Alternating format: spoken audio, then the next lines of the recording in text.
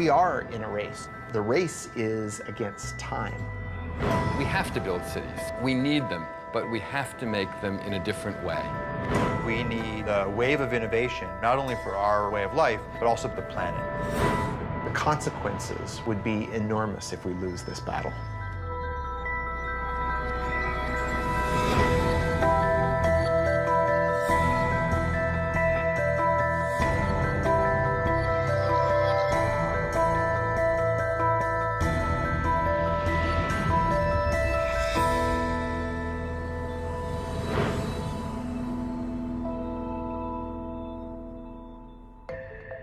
I'm Thomas Getz, executive editor at Wired magazine.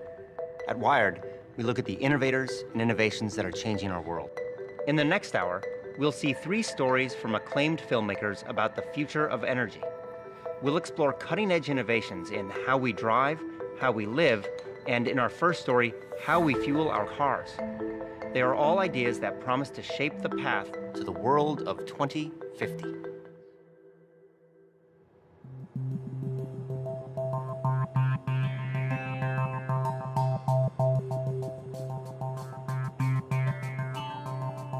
The world has right now close to 1 billion cars, and we might double the number of cars on the planet by 2050.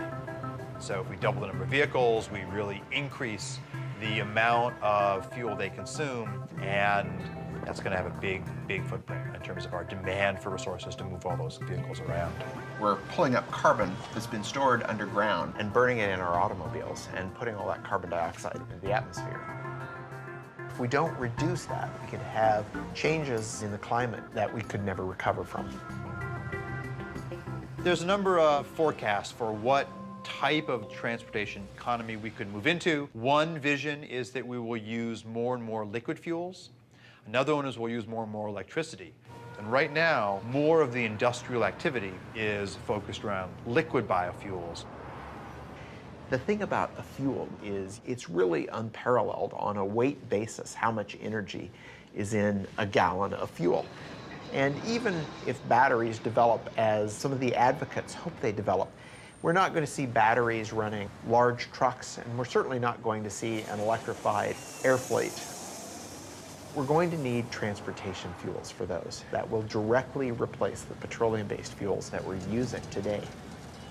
This has kicked off people looking at a whole range of other alternatives to petroleum in your tank.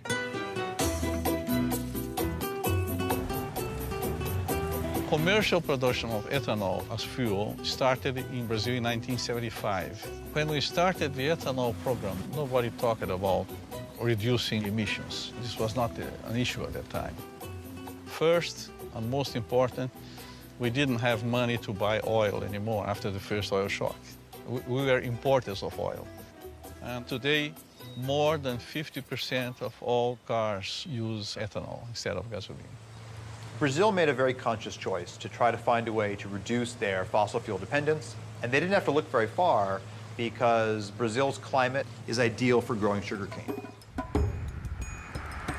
When you have sugarcane plantation, you have only 2 things to make, sugar and ethanol. My family has been in sugarcane business since 1955. And about 30 years ago, I thought there is opportunity to make more ethanol. And now we are producing 120,000 cubic meters of ethanol. Brazil today has very close to 400 sugar mills. The overall sales is 30 billion US dollars, and this number is increasing. If you look at how they make ethanol and how efficient the process is, it's really a model for all of us. They grind the plant up, extract the sugar from the cane. The sugar goes into these large fermentation tanks, which combines